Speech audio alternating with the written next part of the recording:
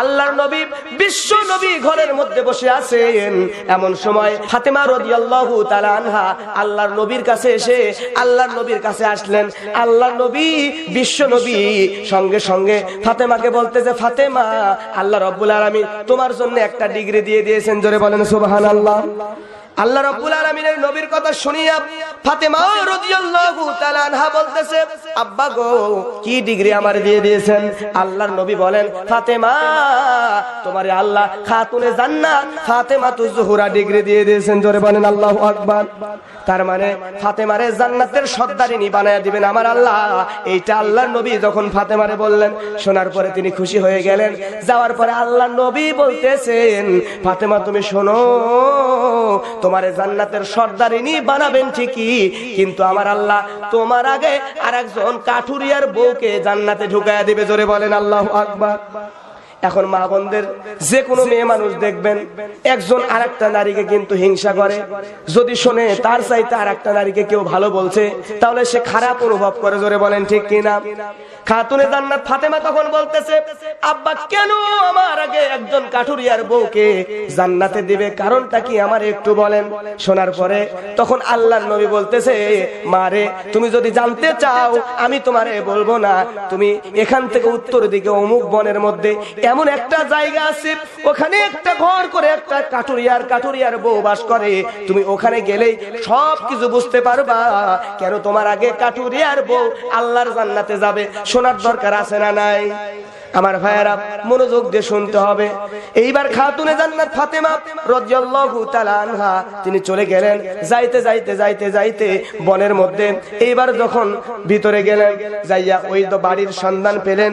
বাড়ির গেটের সামনে যাইয়া ফাতেমা বলতেছে, মা বোন রে, তুমি একটু দরজা খোলো। এইবার ওই বোনটা কাঠুরিয়ার বউ দরজা খুললো না। আসিয়া দরজার কাছে পিছন দিকে দাঁড়ায় আছে। দাঁড়িয়ে থেকে বলতেছে, কে আপনি? পরিচয় দেন।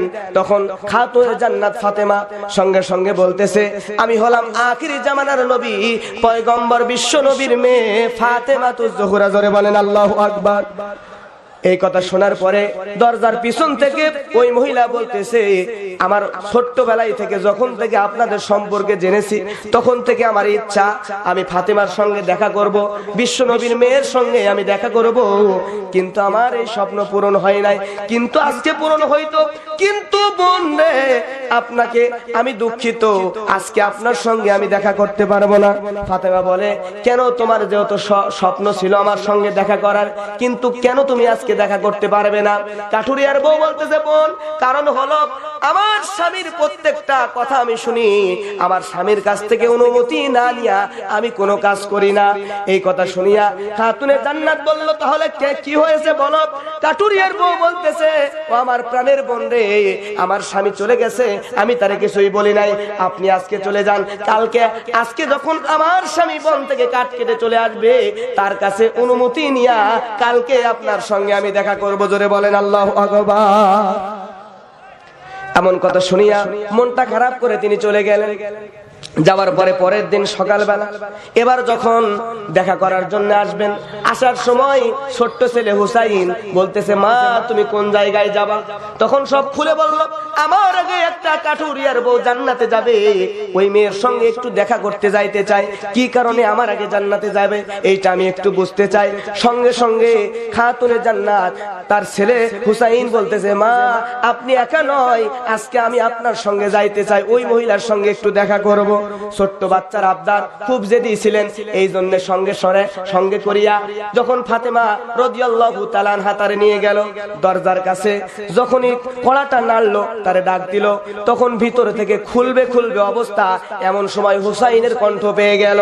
হুসাইনের কণ্ঠ পেয়ে যাওয়ার পরে সঙ্গে সঙ্গে বলতেছে, বোন রে, কালকে আমি আমার স্বামীর কাছে অনুমতি নিয়েছিলাম যে আমি আপনার সঙ্গে দেখা করব, কিন্তু আপনার ছেলে একটা ছোট্ট বাচ্চার আওয়াজ পাওয়া যায়, এইটাকে? তখন ফাতেমা বলতে যে, এইটা আমার ছোট্ট ছেলে হুসাইন। হুসাইন আপনার সঙ্গে দেখা করার জেদ ধরেছে, অনেক জেদি ছেলে, না আসলে কান্নাকাটি করবে, এই জন্য তার সঙ্গে করে নিয়ে আমি আপনার সঙ্গে দেখা করতে আসলাম। এই কথা শুনিয়া ভিতর থেকে ওই মেয়ে বলতেছে, কাঠুরিয়ার বউ বলতেছে, আপনি শোনেন, আপনার সঙ্গে আমি দেখা করব ঠিক আছে, কিন্তু আমার স্বামীর কাছে অনুমতি নিয়েছি শুধু আপনার সঙ্গে দেখা করার জন্য, কিন্তু আপনার বাচ্চার কথা আমার স্বামীকে বলি নাই। আপনি আজকে চলে যান, আপনি আমার স্বামীর কাছে আজকে অনুমতি নিয়ে কালকে সকালবেলা আপনার আর আপনার বাচ্চার সঙ্গে আমি দেখা করব। জোরে বলেন আল্লাহু আকবার। আবারও ঘুরে চলে গেলেন। যাওয়ার পরে পরের দিন যখন আসবেন, পরের দিনে হাসান হুসাইন দুইজন জেদ ধরছে আসার জন্য। একইভাবে যখন গেটের কাছে আসলো, আসার পরে এইবার গেটের কাছে হুসাইনের কণ্ঠ, দরজা খুলবে খুলবে ভাব, হুসাইন হাসান দুইজনের কণ্ঠ পেয়ে মেয়েটা বলতেছে গতকাল শুনলাম একজন বাচ্চার কণ্ঠ, আজকে শুনতেছে দুইজন বাচ্চার কণ্ঠ, কি কারণে আপনি বলেন? আমার স্বামীর কাছে অনুমতি নিয়েছিলাম একজন বাচ্চা হুসাইন আর আপনার সঙ্গে দেখা করার জন্য, কিন্তু আজকে দেখতেছি দুইজন বাচ্চার কণ্ঠ। আজকে আপনি চলে যান, স্বামীর কাছে অনুমতি নিব, তারপরে কালকে দুইজন বাচ্চা সহ আপনার কাছে দেখা করব। জোরে বলেন আল্লাহু আকবার। তখন চিন্তা করলো, আরে স্বামীর অনুমতি ছাড়া ছোট্ট কোনো কাজও তিনি করেন না, তার মানে যেই কাজই করে সবকিছু স্বামীর অনুমতি নেওয়ার দরকার আছে না নাই? তখন তিনি বুঝতে পারলেন এই জন্যই মনে হয় আমার আগে জান্নাতে যাবে। পরে যখন দেখা হয়ে গেল, দেখা হয়ে যাওয়ার পরে এইবার ওই কাঠুরিয়ার বউ উম্মে জামিলাকে জিজ্ঞাসা করতেছে, জামিলা বোন তুমি বলো কি কারণে সরাসরি বললেন না যে আমার আগে তুমি জান্নাতে যাবা? কায়দা করে বুদ্ধি করে বলতেছে তুমি বলো তোমার এমন কোন স্পেশাল আমল আছে নাকি, তুমি বলো। তখন বলতেছে আমার কোন স্পেশাল আমল নাই, আমার স্পেশাল আমল হলো চারটা। জোরে বলেন কয়টা? এক নাম্বার আমল হলো সময় মতো আমি নামাজ আদায় করি। আমার মা বোনেরা মনোযোগ দিয়ে শুনতে হবে। এক নাম্বার আমল হলো সময় মতো নামাজ আদায় করি। দুই নাম্বার আমল হলো আমি আমার সময় মতো রমজান মাসের রোজা পালন করি। তিন নাম্বার আমল হলো আমি আমার স্বামীর খেদমত করি, স্বামীর আনুগত্য করি। সুবহানাল্লাহ বলেন। চার নাম্বার আমল হলো আমি পর্দা করি, নিজের ইজ্জতকে হেফাজত করি, আমি নিজের চেহারাকে হেফাজত করি। জোরে বলেন আল্লাহু আকবার। তখন ফাতেমা চিন্তা করলো, আরে আমিও তো এই সবগুলাই করি, সব কাজ আমিও করি, তাহলে এই মেয়ে জান্নাতে যাবে, আমিও জান্নাতে যাব। আমি খাতুনে জান্নাত, জান্নাতের সর্দারিনী, কিন্তু আমার আগে কেন এই মেয়ে জান্নাতে যাবে? কারণটা কি? আল্লাহর নবীর কাছে গিয়ে কান্নাকাটি শুরু করলেন, নবী গো ওই মেয়ে যেই কাজগুলো করে সেগুলো তো আমিও করি, তাহলে কেন আমার আগে জান্নাতে যাবে? আমার একটু বিষয়টা খুলে বলো। আল্লাহর নবী আলীকে ডাকলেন। আলী হাজির দিয়ে বলতেছে, ইয়া রাসূলুল্লাহ, কারণটা হলো আপনি যখন বলতে বললেন তখন আমি বলে দিই। সঙ্গে সঙ্গে ফাতেমারে বলতেছে, ফাতেমা তোমার কি মনে আছে একদিন আমাদের ঘরে কোনো খাবার ছিল না, খাবার না থাকার কারণে তোমার একটা ওড়না, একটা চাদর আমার কাছে দিয়েছিলা, এই চাদরটা বিক্রি করে কিছু খাবার আনার জন্য। আমি তখন চাদরটা নিয়ে চলে গিয়েছিলাম বিক্রি করার জন্য। বিক্রি করতে গিয়ে 6 দিরহাম দিয়ে একজন আল্লাহর একটা ফেরেশতা আমার কাছ থেকে 6 দিরহাম দিয়ে ওই ওড়নাটা কিনেছিল। কেনার পরে চলে গেছে। এই টাকা নিয়ে আমি যখন খাবার কেনার জন্য গেলাম, যাওয়ার পথে রাস্তার মধ্যে আরেকজন ফকির এসে আমার কাছে আসলো। আসার পরে বলতেছে, আমার একটা ওড়না, আমার একটা খাও, কিছু টাকা পয়সা দেন, খাবার খাও। ফকিরের কথা শুনিয়ে আমি তখন সঙ্গে সঙ্গে তোমার উন্নার টাকা নিয়ে চিন্তা করতেছিলাম, আগে ফকিরের ক্ষুধা লাগছে, ফকিরের খাবারের ব্যবস্থা করি। তোমার ওন্নার টাকা, সম্পূর্ণ টাকা 6 দিরহাম টাকা আমি নিজে খাবার না কিনে ফকিরের কাছে দান করে দিলাম। জোরে বলেন আল্লাহু আকবার। দিয়া মন খারাপ করিয়া আমি রাস্তা দিয়ে হাঁটতেছিলাম আর তোমাদের ক্ষুধার তোর কথা চিন্তা করতেছিলাম। করতে করতে হঠাৎ করে আমার সামনে যখন তাকাইলাম, তাকায় দেখতে পেলাম একটা লোক একটা ঘোড়া নিয়ে দাঁড়িয়ে আছে। এই লোকটা বলতেছে, এই ঘোড়াটা কিনতে চাও নাকি? 100 দিরহাম। কত দাম? 100 দিরহাম। এই টাকা দিয়ে ঘোড়াটা কিনতে চাও নাকি? আলী বলে, আমার কাছে কোনো টাকা নাই, আমার কাছে কোনো টাকা না থাকার কারণে আমি এইটা কিনতে পারবো না। বলার পরে ওই লোক তখন বলতেছে, আলী রে তোমার টাকা লাগবে না, তুমি এইটা বাকিতে নিয়ে যাও, যাইয়া এটা তুমি বাজারে বিক্রি করো, করার পরে তারপরে তুমি আমার টাকা পরিশোধ করো। আলী রাদিয়াল্লাহু তাআলা আনহু ঘোড়াটা নিয়ে নিলেন। নেওয়ার পরে বাজারে চলে গেলেন। যাওয়ার পরে বাজারে ঘোড়াটা যখন তুললেন, তোলার পরে একজন লোক এসে আলীর কাছে বলতেছে, আপনার ঘোড়াটার দাম হলো 160 দিরহাম। জোরে বলেন আল্লাহু আকবার। এইবার চিন্তা করলেন, আরে 6 দিরহাম দান করলাম, এই জন্য আল্লাহ আমারে 160 দিরহাম দান করে দিল আর দিয়ে দিল। তার মানে বলেন তো দান করলে কমে না বাড়ে? অবশ্যই বাড়ে। 1 টাকা দান করলে আপনারে আল্লাহ 100 দিবেন। আলী 6 টাকা দান করছে, 106 টাকা পাওয়া গেছে। এত টাকা পাওয়ার পরে ঘোড়ার দামটা পরিশোধ করে তার কাছে থাকলো কত? 60 দিরহাম। এই টাকা নিয়ে অনেকগুলো খাবার আমি কিনে আনছিলাম। সেদিন তুমি কিছু জিজ্ঞেস করো নাই, করলে আমি বলতে পারতাম। কিন্তু ফাতেমা তুমি শোনো, আমি যার কাছ থেকে ওই ওড়না নিয়ে যাইয়া যার কাছে বিক্রি করেছিলাম এবং আমার কাছে ওড়নার টাকা যে ফকির চেয়েছিল, এই ফকিরটাও আল্লাহর ফেরেশতা। আবার তুমি যে আমার কাছ থেকে ওড়নাটা যে লোক কিনেছিল, ওই লোকটাও হলো আল্লাহর ফেরেশতা। এই ফেরেশতা ওড়না নিয়ে এই ফেরেশতা আল্লাহর কাছে দিয়ে রাখছে। এই ওড়না এখনো সুন্দরভাবে আছে। যখন তুমি জান্নাতে যাবা, জান্নাতে যাওয়ার সময় তোমার একটা ঘোড়ার পিঠের উপর উঠাইয়া তোমার জান্নাতের মধ্যে ঢোকানো হবে। আর ওই ঘোড়ার গলার মধ্যে তোমার এই উন্নাটা পেঁচা দিয়া একজন মহিলাকে এই উন্না ধরার জন্য লাগায় দেওয়া হবে। এই মহিলাটা হলো কাঠুরিয়ার ওই বউ। ওই কাঠুরিয়ার বউটা উন্না ধরে সামনে দিয়া জান্নাতের মধ্যে ঘোড়ার গলা থেকে উন্না ধরে জান্নাতের মধ্যে প্রবেশ করবে। আর পিছন পিছন ঘোড়ার পিঠে চড়ে খাতুনে জান্নাত, জান্নাতের সর্দারিনী, তুমিও জান্নাতের মধ্যে ঢুকে যাবে। জোরে বলেন আল্লাহু আকবার। আমার মা বোনেরা, এই ওয়াজ থেকে শিক্ষা হলো আপনি অবশ্যই আপনার স্বামীর খেদমত করবেন। স্বামীর খেদমত যদি করতে পারেন তাহলে আপনাকেও আল্লাহ জান্নাতের মধ্যে কিন্তু সুন্দর করে ঢুকায়া দিবেন। জোরে বলেন ঠিক কিনা? কিন্তু আজকে আমাদের সমাজে কিন্তু স্বামী আর স্ত্রীর মিল মহব্বত খুবই কম। জোরে বলেন ঠিক কিনা? যেখানে যায় সেখানে বলে হুজুর স্বামী স্ত্রীর মিল মহব্বত নিয়ে ওয়াজ করবেন। আচ্ছা, আপনাদের এলাকায় স্বামী স্ত্রীর মিল মহব্বত আছে না নাই? আছে। আমি আপনাদের কয়েকটা বুদ্ধি শিখিয়ে দিব স্বামী স্ত্রীর মিল মহব্বত বেড়ে যাওয়ার। শুনবেন তো আমার মুসলমান ভাইয়েরা।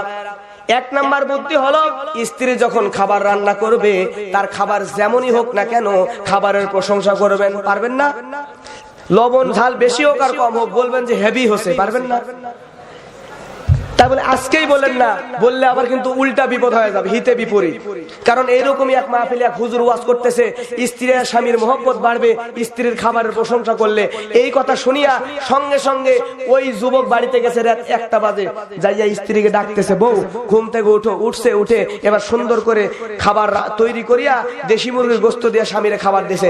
ওই যুবক এবার দেশি মুরগির তরকারি দিয়ে গোস্ত দিয়ে ভাত খাচ্ছে আর বলতেছে, হুজুরের কাছে ওয়াজ শুনছে, শুনে বলতেছে, বউ আজকে তোমার হাতের রান্না হেভি টেস্ট হচ্ছে, সেই টেস্ট হচ্ছে।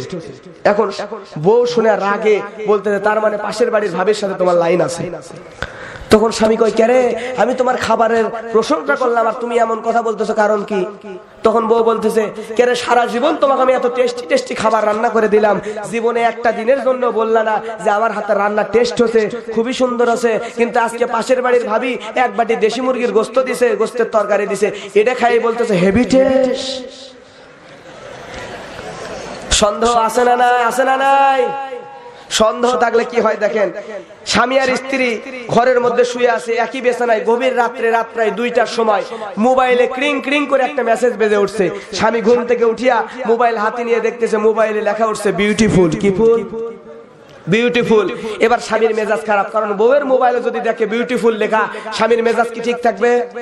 মোবাইল হাতে নিয়ে এবার স্ত্রীর রাগ দিচ্ছে আর বলছে, ওই শয়তান ওঠ। বউ এবার লাভ দিয়ে উঠছে, ওঠার পরে বলতেছে, কি হয়েছে এত রাত্রে বলো। তখন এইবার স্বামী মোবাইল নিয়ে দেখায় আর কয়, বল এত রাত্রিতে তোর মোবাইলে কে লেখলো বিউটিফুল বল, নতুবা কালকে সকাল বেলায় তোর আমি তালাক দিয়ে দেবো। কি দিবে? তালাক দিবে। এবার বউয়ের মেজাজ খারাপ, বলতেছে, প্রাণের স্বামী মোবাইলটা একটু আমার হাতে দাও, আমি একটু পরখ করে দেখি এত রাত্রিতে কে লিখলো আমার মোবাইলে বিউটিফুল। স্বামীর হাত থেকে স্ত্রী মোবাইলটা নিছে, নেওয়ার পরে এবার দেখতেছে মোবাইলটা চার্জে ঢোকানো ছিল, চার্জ ফুল হয়ে যায়, লেখা হচ্ছে ব্যাটারি ফুল। কি ফুল? Battery full. কিন্তু সন্দেহের চোখে দেখার কারণে দেখতে পাইছে বিউটিফুল, তার মানে সন্দেহ আছে না নাই? আমার যুবক ভাইয়ের ওয়াজের শিক্ষা হলো, আপনি অনেক বছর হয়েছে বিয়ে করেছেন, আপনার স্ত্রীকে যখন তখন আপনি সন্দেহ করেন। আমার মা বোনেরা, আপনিও আপনার স্বামীর সন্দেহ করেন, কিন্তু কেউ কাউরে সন্দেহ করবেন না। সন্দেহ যদি না করেন, 2-1টা একে অপরের মধ্যে ভুল ত্রুটি থাকলেও আমার আল্লাহ সন্দেহ না করার কারণে আপনাদের মধ্যে মিল মহব্বত ভালোবাসা ডাবল বাড়ায় দিবে। জোরে বলেন আল্লাহু আকবার। আমার মুসলমান ভাইয়ারা, আপনারা কি কষ্ট পাচ্ছেন নাকি? আসেন তাহলে আমার সঙ্গে আলোচ্য আয়াতটি তেলাওয়াত করেন, সবাই পড়েন আউযু বিল্লাহি মিনাশ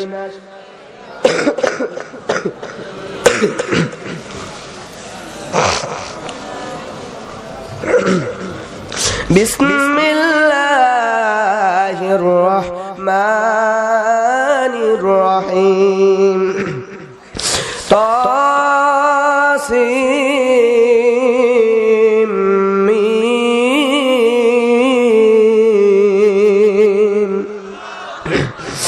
তিলকা আয়াতুল কিতাবিল মুবিন।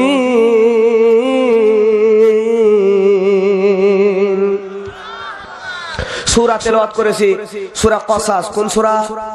সূরা কসাস। এইটা সূরা কসাস। কসাস অর্থ হলো কাহিনী বা ঘটনা।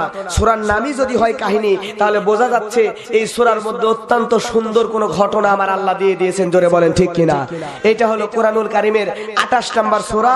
সূরা কসাস হলো মাক্কি সূরা। এই সূরাতে মোট আয়াত আছে 88টি এবং রুকু আছে 9টি। আমি তেলাওয়াত করেছি 20 নম্বর পারা থেকে। আপনাদের কি বুঝতে কষ্ট হয় ভাই? তাহলে একটু জোরে আওয়াজ দেব ইনশাআল্লাহ। এখন আল্লাহ এই সূরাটি নাজিল করলেন কেন জানার দরকার আছে না নাই? মুসা আলাইহিস সালামের সময় কোন একটা ঘটনা ঘটেছিল। ওই সময় কি ঘটনা ঘটেছিল এইটা বিশ্বনবীকে জানালেন আমার আল্লাহ এবং জানিয়ে দিলেন, হে নবী, আপনার সময়ে যে ঘটনা ঘটতেছে এটা আপনার আগের নবীর জামানায়ও ঘটেছিল এবং ভবিষ্যতে এখনো ঘটবে। এটা জানানোর জন্য আল্লাহ সূরা কসাসটা নাজিল করে দিয়েছেন। জোরে বলেন আল্লাহু আকবার। আমার মুসলমান ভাইয়েরা, মনোযোগ দিয়ে শুনতে হবে। আল্লাহর নবী, বিশ্ব নবীর বয়স যখন 17 বছর, তখন তিনি মানুষদেরকে ভালোর পথে আনানোর জন্য হিলফুল ফুজুল নামক একটা সংগঠন তৈরি করলেন। এই সংগঠনের কাজ ছিল, এজেন্ডা ছিল দুইটা। জোরে বলেন কয়টা? দুইটা এজেন্ডা ছিল। এক নাম্বার হলো মানুষদেরকে ভালো কাজের দিকে আহ্বান করবে, ভালো কাজ করতে বলবে। আর 2 নাম্বার হলো মানুষদের খারাপ যে সকল কাজ আছে এই কাজগুলোতে বাধা দিবে, খারাপ কাজগুলো বন্ধ করবে, খারাপ কাজগুলোতে মানুষকে যাইতে নিষেধ করবে। আমাদের সমাজে দেখবেন আমরা এই যে মাহফিল করেছি, এই ভালো কাজ করেছি এমন মানুষ কিন্তু অনেক আছে। জোরে বলেন ঠিক কিনা? কিন্তু এলাকায় যখন যাত্রা হয়, ভ্যারাইটিস হয়, উলঙ্গ নাচ গান হয়, ওইখানে বাধা দেওয়ার মতো লোক খুঁজে পাওয়া যায় না। জোরে বলেন ঠিক কিনা? আমার মুসলমান ভাইয়েরা, মনোযোগ দিয়ে শুনতে হবে। বিশ্ব নবী যত 17 বছর বয়সে হিলফুল ফুজুল নামক একটা সংগঠন করেছে, যে সংগঠনের কাজ হলো ভালো কাজের আদেশ দেওয়া আর খারাপ কাজের নিষেধ করা। তার মানে বিশ্ব নবীর উম্মত যারা হতে চাই তাদেরকে অবশ্যই 17 বছর বয়সে বিশ্ব নবীর মতো এরকম ভালো কাজের আদেশ আর অসৎ কাজের নিষেধের একটা সংগঠন করার দরকার। জোরে বলেন আছে না নাই?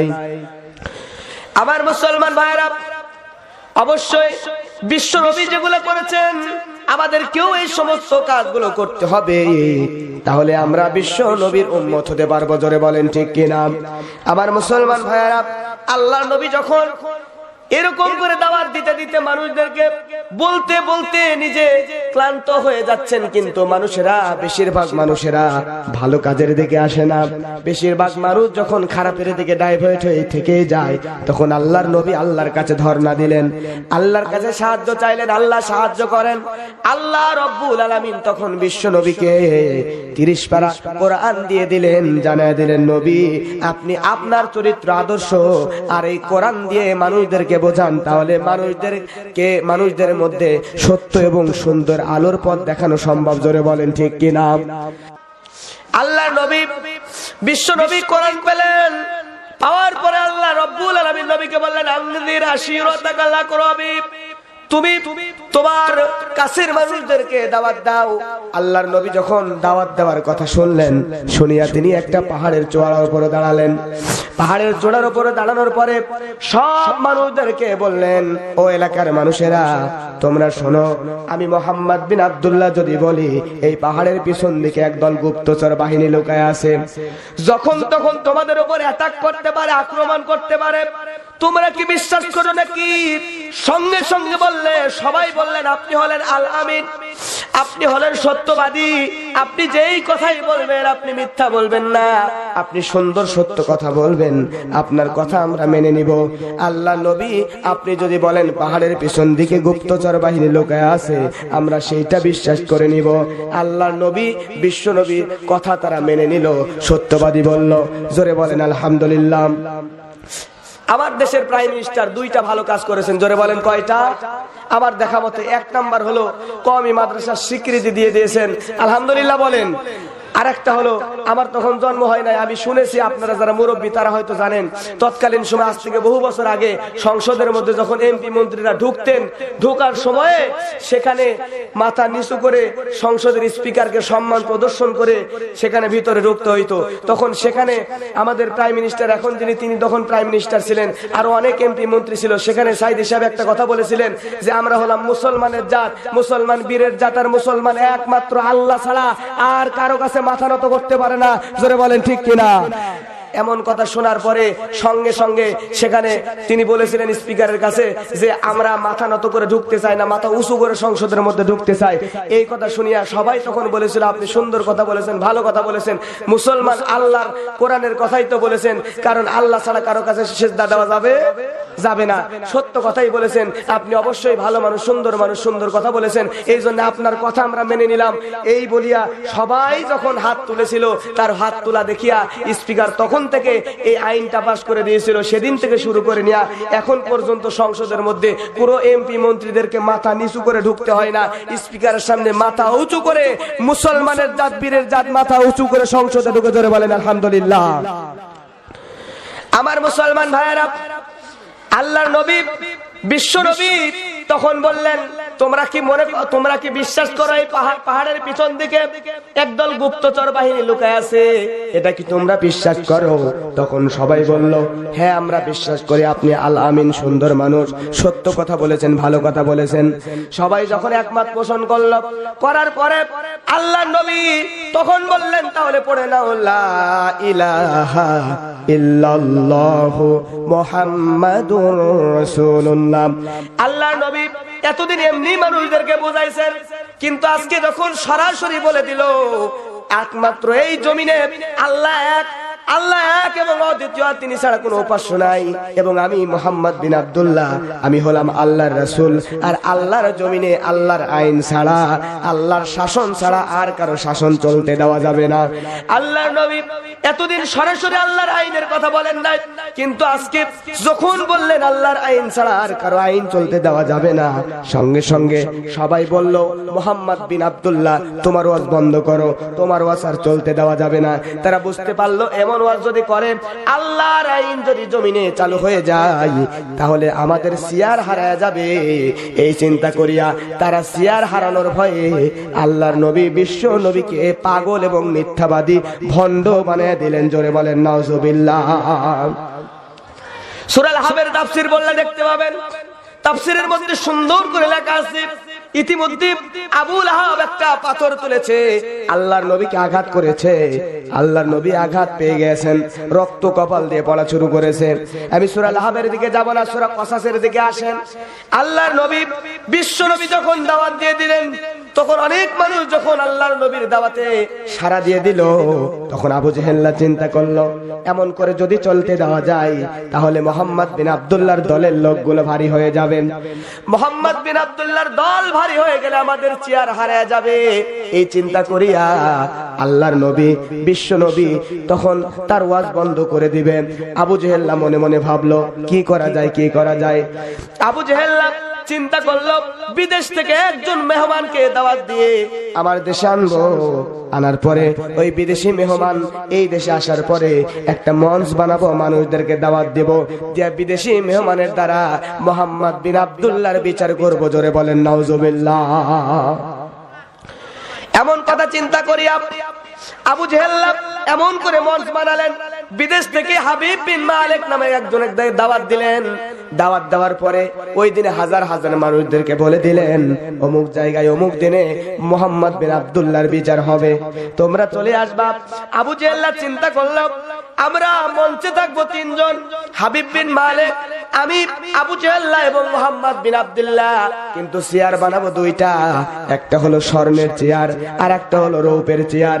আবু জাহল আমি রৌপের চেয়ারে বসবো, আর বিদেশি মেহমান হাবিব বিন মালিককে স্বর্ণের চেয়ারে বসাবো।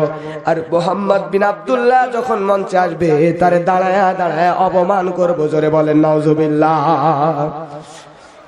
এই চিন্তা করে মানুষদেরকে দাওয়াতও দিয়ে দিলেন। অনেক মানুষ যখন উপস্থিত হয়ে গেল, যাওয়ার পরে এইবার মঞ্চের উপরে হাবিব বিন মালিককে স্বর্ণের চেয়ারে বসালেন, আবু জাহল রূপের চেয়ারে বসে গেলেন। আল্লাহর নবী যখন মঞ্চে চলে আসলেন তখন হাবিব বিন মালিক বিশ্ব নবীর চেহারার দিকে তাকাইয়া বুঝতে পারলেন এমন ভালো মানুষ মনে হয় হইতে পারে না। তার নামে আবু জাহল যেই সব অভিযোগ এনেছে সবগুলো মিথ্যা অভিযোগ। জোরে বলেন আল্লাহু আকবার। মনে মনে চিন্তা করিয়া হাবিব বিন মালিক বলে, ও মুহাম্মদ বিন আব্দুল্লাহ, আপনি দাঁড়ায় থাকবেন না, আপনি একটু আসেন, আপনি আমার চেয়ারে বসেন। বলিয়া হাবিব বিন মালিক নিজের স্বর্ণের চেয়ারটাকে ছেড়ে দিল। আল্লাহ নবী হাবিব বিন মালিকের স্বর্ণের চেয়ারে বসলেন। হাবিব বিন মালিক তখন দাঁড়ায় গেলেন। আবু জাহল চিন্তা করে, আহারে আমি নিজে ওই হাবিব বিন মালিককে বিদেশ থেকে দাওয়াত দিয়ে আমার দেশে নিয়ে আসলাম, আনার পরে তারা আমি এখানে বিচারপতি বানায় দিলাম, এখন তারে বিচারের জন্য দায়িত্ব দিলাম। এখন আমি আবু জাহল যদি চেয়ারে বসে থাকি আর হাবিব বিন মালিক যদি দাঁড়ায় থাকে, তাহলে ও আবার যখন বিদেশে যাবে আমার নামে মামলা করে আমার চেয়ারটা হারায়া যাবে। এই কারণে আবু জাহল বিদেশি মেহমানের সম্মানের খাতিরে নিজের রৌপের চেয়ারটা ছেড়ে দিয়া হাবিব বিন মালিককে নিজের রৌপের চেয়ারে বসায়া দিলেন। আল্লাহ নবী বসে আছেন স্বর্ণের চেয়ারে, হাবিব বিন মালিক বসে আছে রৌপের চেয়ারে। চেয়ার বলেন তো কয়টা? এখন তাহলে আবু জাহল কোন চেয়ারে? তাহলে দেখেন, আল্লাহ নবীকে অসম্মান করতে চেয়েছিল, অসম্মান করতে চাওয়ার কারণে আবু জাহল নিজে অপমান হয়ে গেল। জোরে বলেন ঠিক কিনা? আজ আল উলামা ওয়ারাসাতুল আম্বিয়া, আল্লাহর নবীর ওয়ারিসগণ হলো আলেমগণ। আর এই আলেমদেরকে যদি অপমান করতে চাও তাহলে আল্লাহ কিন্তু এখনো আছে। আল্লাহ ফেরাউনকে লোহিত সাগরের মধ্যে যদি ডুবায়া মারতে পারে, আল্লাহ যদি নমরুদকে মূসা দিয়া যদি মারতে পারে, তাহলে তোমাদের আর বেশি দিন নাই। আল্লাহ তোমাদেরকে আলেমদেরকে অপমান করার জন্য নমরুদের চাইতে, ফেরাউনের চাইতে বেশি কষ্ট দিয়া দুনিয়ায় অপমান করিয়া মারবে। জোরে বলেন ঠিক কিনা? আমার মুসলমান ভাইরা, আল্লাহর নবী বসিয়া এইবার আবু জাহল রাগের চোটে চিন্তা করে কি করা যায়। মুহাম্মদ বিন আব্দুল্লাহর কাছে গিয়ে বলতেছে, মুহাম্মদ বিন আব্দুল্লাহ রে, তোমার একটা কাজ করতে হবে। তুমি যে দেখতেছো আসমানের উপরে চাঁদটা, ওই চাঁদ এই মুহূর্তে এতগুলো মানুষের মধ্যে দ্বিখণ্ডিত করতে হবে। যদি দ্বিখণ্ডিত করতে না পারো তাহলে বুঝবো তুমি হলো ভণ্ড নবী। জোরে বলেন নাউজুবিল্লাহ। আল্লাহর নবী চিন্তিত হয়ে গেলেন, কারণ আল্লাহর নবী নিজের থেকে কোনো কাজ করেন না, যা করেন সব আল্লাহ রাব্বুল আলামিন বিশ্ব নবীর দ্বারা করান। আল্লাহর নবী চিন্তিত হয়ে গেলেন। চিন্তিত হইয়া সঙ্গে সঙ্গে বিশ্ব নবী এইবার চিন্তা করলেন কি করা যায়। আবু জাহলের সামনে বলতেছে, আমারে একটু সুযোগ দাও, আমি একটু ওযু করে 2 রাকাত নামাজ পড়বো, পড়িয়া আল্লাহর কাছে আমি সাহায্য চাইবো, আমার আল্লাহ সাহায্য করবেন। এই সময় আবু জাহল বলে, মুহাম্মদ বিন আব্দুল্লাহ, তুমি হলে জাদুকর, তুমি হলে ভণ্ড, তুমি হলো প্রতারক। তুমি যদি এই সময়টা নিয়ে নাও, তুমি জাদু করিয়া কি না কি করে ফেলতে পারো। এই জন্য তোমার আর সুযোগ দেওয়া যাবে না। পাশ থেকে আবু জাহলের সামনে থেকে হাবিব বিন মালিক বলতেছে, এই আবু জাহল চুপ, আমারে তুই দাওয়াত দিলি বিদেশ থেকে এই দেশে এনে, আমারে তুই প্রধান বিচারপতি বানাইলি, বানানোর পরে আমার সামনে আমি বিচার করব, আর আমার সামনে তুই আমার উপর দিয়ে কথা বলিস, এটা মেনে নেওয়া যাবে না।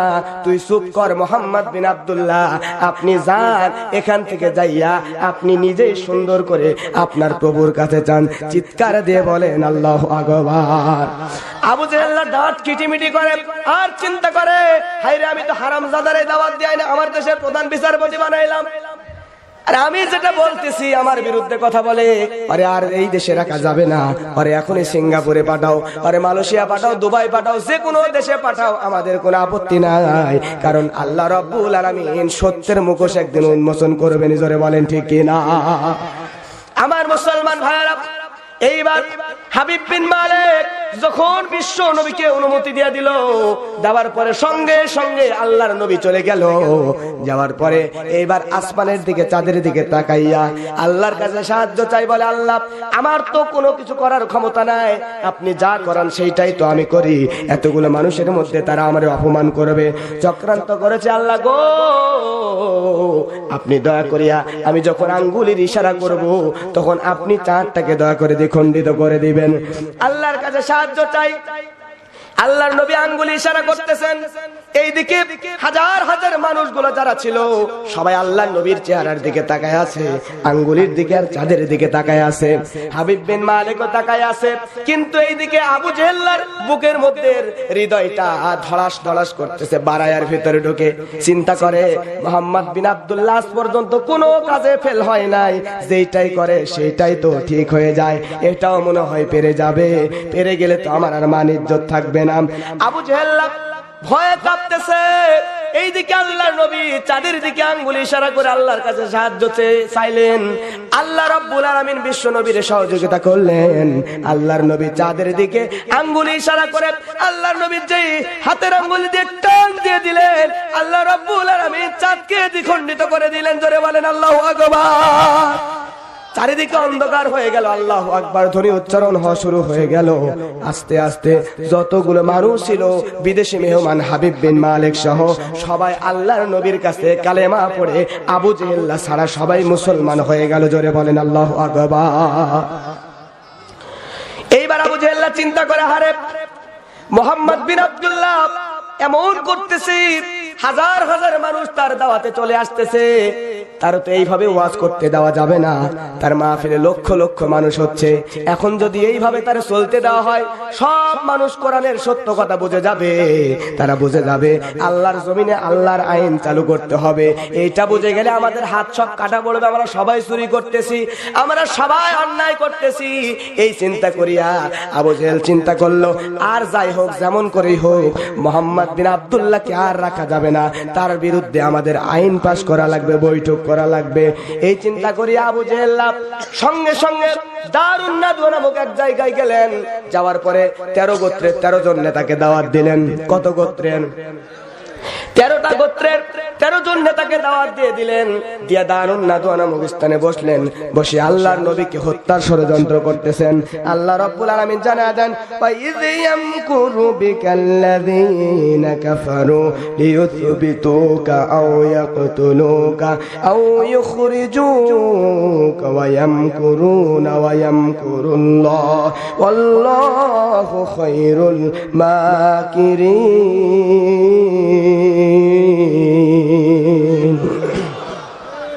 আল্লাহ রাব্বুল আলামিন এইটা সূরা আনফালের মধ্যে জানায় দিচ্ছেন বিশ্ব নবীর বিরুদ্ধে ষড়যন্ত্রের কথাটা। আল্লাহ রাব্বুল আলামিন জানায় দেয়, ও নবী বিশ্ব নবীর কথা কেমন করে জানাচ্ছেন? 13 গোত্রের 13 জন নেতা উপস্থিত হয়ে গেল।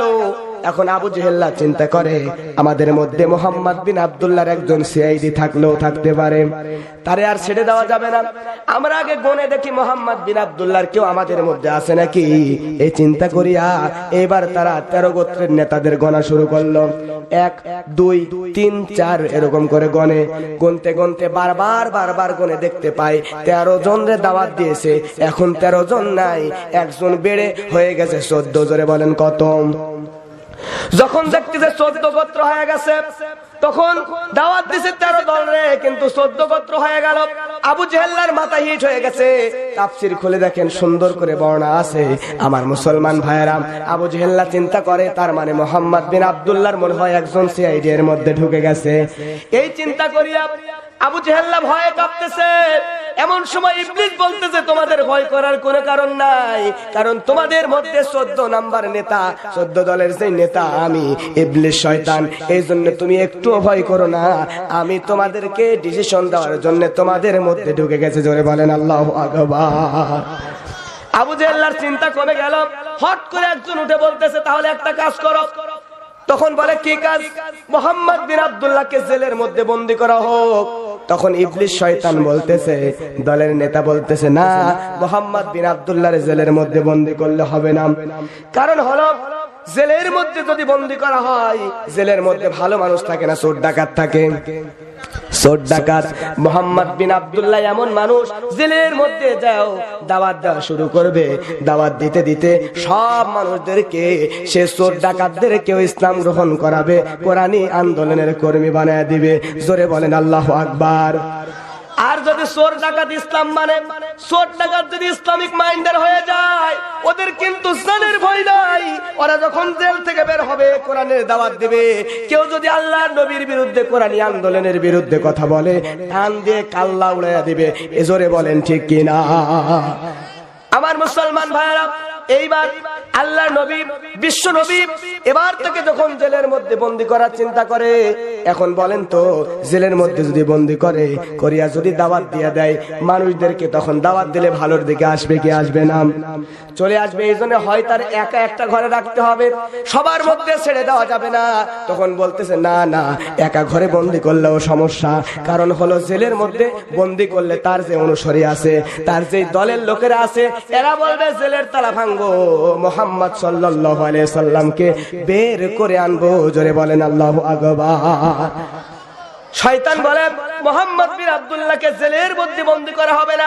এটা আল্লাহ বলছেন, ওয়াইয ইয়ামকুরু বিকাল্লাযীনা কাফারু লিয়ুথবিতুকা আও ইয়াকতুলুকা আও ইউখরিজুক ওয়া ইয়ামকুরুনা ওয়া ইয়ামকুরুল্লাহ ওয়াল্লাহু খায়রুল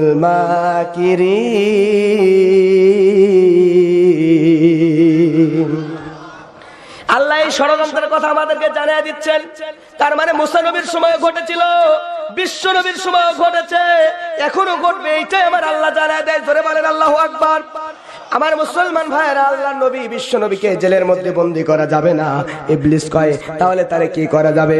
তাহলে জেলের মধ্যে বন্দী করা না গেলে আমাদের দেশ থেকে অন্য দেশে তাড়ায় দেওয়া লাগবে। ইবলিস কয় না রে না, আমাদের দেশ থেকে অন্য দেশে যদি তাড়ায় দেওয়া হয়, অন্য দেশে যাওয়ার পরে সেখানে এসে দাওয়াত দেওয়া শুরু করবে। তার দাওয়াতে মানুষগুলো দলে দলে মুসলমান হয়ে যাবে। অন্য দেশে যখন দলে দলে মুসলমান হবে, ওই মুসলমানদেরকে নিয়ে আবার সে উল্টা করে আমার দেশে আসবে।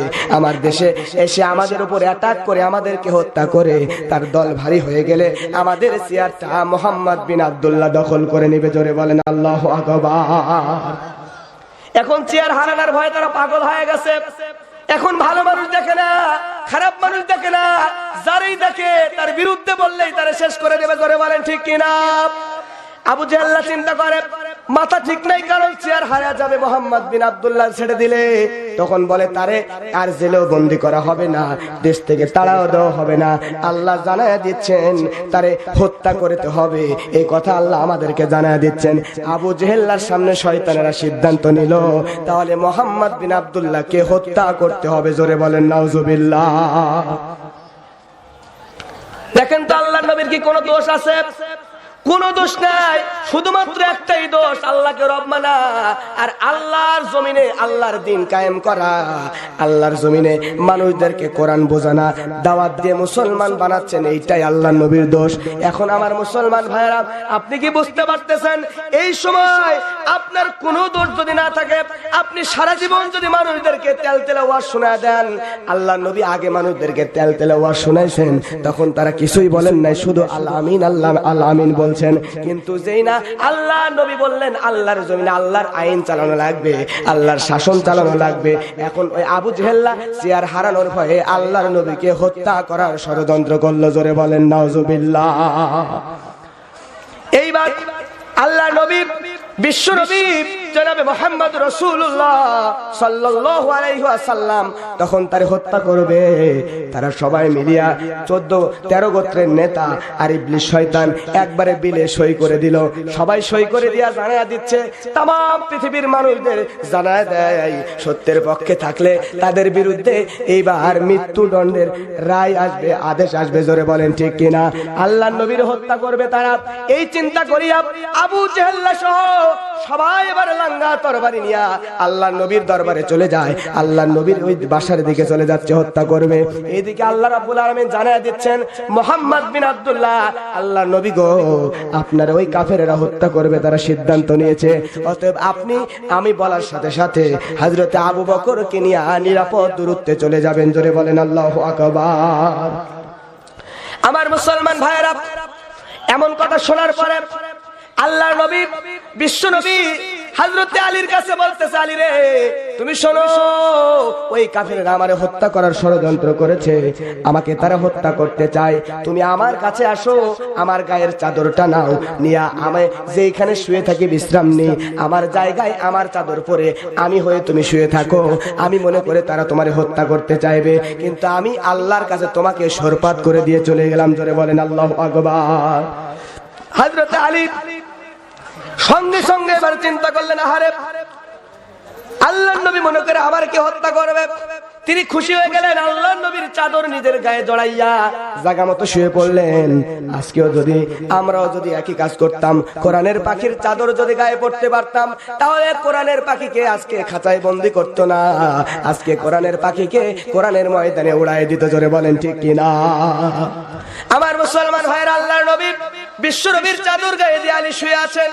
আলীর কাছে এসে সঙ্গে সঙ্গে সামনে থেকে একজন এসে বলতেছে, আলী রে তুমি শোনো, তুমি আলীর কাছে এসে আলীকে জবাহ করবে, হত্যা করবে রাসূল মনে করিয়া এইবার লাঙ্গা তরবারি দিয়া যেই না কূপ দেবে, মুখটা বন্ধ আছে। একজন বলতেছে না, সরাসরি কূপ দেওয়া যাবে না, কারণ অনেক সময় বিশ্ব নবীর চাদর গায়ে দিয়ে আলী শুয়ে থাকে, আমরা আলীর হত্যার বিলে সই করেছি, যদি আমরা মুহাম্মাদের হত্যার বিলে সই করেছি, আলী হত্যা হয়ে গেলে আমাদেরকে কিন্তু তারা ছেড়ে দিবে না। জোরে বলেন ঠিক কিনা? আমার মুসলমান ভাইয়েরা, আল্লাহর নবী বিশ্ব নবী এইবার সঙ্গে সঙ্গে এই কথা যখন বুঝতে পারলেন, তিনি চলে গেলেন। হযরতে আলী শুয়ে আছে, তারে হত্যা করবে, চাকু এরকম তরবারি যেই না আঘাত করবে, তার আগে তারা বলতেছে, চাদরটা টান দিয়ে দেখো। চাদরটা নিচের দিকে একটু টান দিয়ে দেখে, ওইখানে আমার নবীজি নাই, ওইখানে হযরতে আলীর চেহারা দেখা যায়। জোরে বলেন আল্লাহু আকবার। হযরতে আলীর চেহারা দেখতে পাইয়া এমন রাগ হয়ে গেল সবার, মনে করল কি করা যায় এবার। সেই রকম রাগ হয়ে যাওয়ার পরে এইবার তারা আবার চিন্তা করলো, হযরতে আলী এদিকে চাদরটা এরকম টান দিয়ে উপরে তুলে নিলেন, আর ওদিকে ওরা নিচ থেকে টান দিয়ে চাদর নামায়, আলী উপরে চাদর তোলেন। এইটা দেখার পরে সারা চিন্তা করলো, এরকম করে টান দিলে হবে না, জোরে করে টান দেওয়া লাগবে, কারণ এইটা রাসূল না আলী, ভালো করে দেখতে হবে। এই চিন্তা করিয়া যখন হযরতে আলীর নিচের দিক থেকে চাদরটা ধরিয়া ওই কাফেররা জোরে টান দেয়া দিল, সঙ্গে সঙ্গে হযরতে আলী দাঁড়ায় গিয়ে বলতেছেন, আসসালামু আলাইকুম চাচা, চিৎকার দিয়ে বলেন আল্লাহু আকবার। আমার মুসলমান ভাইরা, আল্লাহর নবী বিশ্ব নবীর সাহাবী হযরতে আলী বলেন, সালাম আলাইকুম চাচা। এদিকে সব কাফেররা বলতেছে, আলী রে মুহাম্মদ বিন আব্দুল্লাহ কোথায় গেল, তোমরা একটু বলো, তুমি বলো কোথায় গেল। হযরতে আলী বলতেছে, ইয়া রাসূলুল্লাহ, আমার রাসূল। হযরতে আলী বলতেছে, চাচা আমার রাসূল একটু আগে তিনি হিজরতের উদ্দেশ্যে বের হয়ে গেছে। চিৎকার দিয়ে বলেন আল্লাহু আকবার। আল্লাহর নবী হযরত আবু বকরকে নিয়ে হিজরতের উদ্দেশ্যে রওনা দিলেন। দেওয়ার পরে যখন পিছন দিক থেকে কাফেররা আসতেছে, আল্লাহর নবী আবু বকরকে নিয়ে একটা পাহাড়ের গুহার মধ্যে আত্মগোপন করলেন।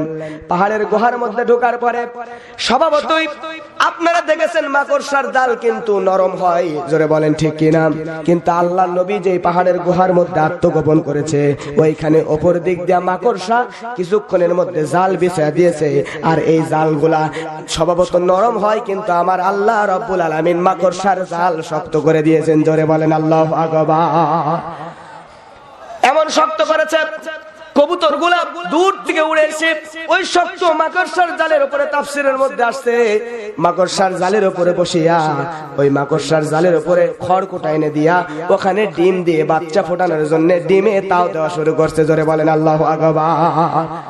কাফেররা চিন্তা করতেছেন, আরে না, মুহাম্মদ বিন আব্দুল্লাহ এই গুহার মধ্যে যদি ঢুকে যেত, সে তো ইতিমধ্যে কিছুক্ষণের আগে বের হয়েছে, আর এই মাকড়সার জালার কবুতরের বাসা তো অনেকদিন পুরনো, এই কারণে এর ভিতরে সে কখনোই ঢুকতে পারে না, অন্য জায়গায় চলে গেছে।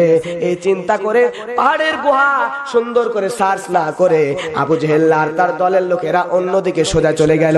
আল্লাহর নবী বিশ্ব নবী কিছুক্ষণের মধ্যে ওই জায়গা থেকে হযরতে আবু বকরকে নিয়ে বের হয়ে গেল, যাইয়া মক্কা থেকে উল্টা দিকে তিনি যাওয়া শুরু করলেন। জিহুবা নামক প্রান্তরে গেলেন। আল্লাহ বলেন নিজের দেশ ত্যাগ করার জন্য আল্লাহর নবী জুহবানে মুখ প্রান্তরে যাওয়ার পরে নিজের দেশের দিকে তাকাইয়া বর্ডারের কাছ থেকে দেশের দিকে তাকায় আর আল্লাহর নবী ভেঙে পড়েন, আল্লাহর কাছে সাহায্য চান, কাঁদতে কাঁদতে বলেন আল্লাহ আল্লাহ আমি কি অপরাধ করেছি, কি দোষ করেছি, আমার তো কোনো দোষ নাই গো আল্লাহ, আজকে বিনা দোষে আমার মাতৃভূমি, আমার জন্মভূমি, আমার নিজের দেশ ছেড়ে অন্য দেশে আমার পালানো লাগতেছে, আমার কি অপরাধ। আল্লাহ রাব্বুল আলামিন বিশ্ব নবীকে ভেঙে পড়তে দেখে সঙ্গে সঙ্গে আল্লাহর নবীকে সান্ত্বনা দেওয়ার জন্য ওই জায়গায় আল্লাহ রাব্বুল আলামিন সূরা কসাসটা নাজিল করে দিলেন। জোরে বলেন আল্লাহু আকবার। আল্লাহ বলছেন তাসিম মিম, জোরে বলেন আল্লাহু আকবার। তাসিম মিম এর অর্থ মুফাসসিরগণ বলেছেন আল্লাহ ছাড়া কেউ জানে না। আর এইদিকে এর পরের আয়াতে আল্লাহ বলছেন নাতুল তিলকা আয়াতুল কিতাবিল মুবিন।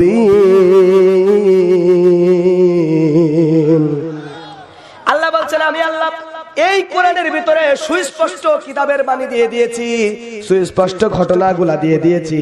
আল্লাহর পরে আয়াতে আরেকটা আয়াত দিয়ে জানাচ্ছেন নাতুলু আলাইকা মিন নাবাই মূসা ওয়া ফিরআউনা বিল হাক্কি লিকাওমি ইউমিনুন।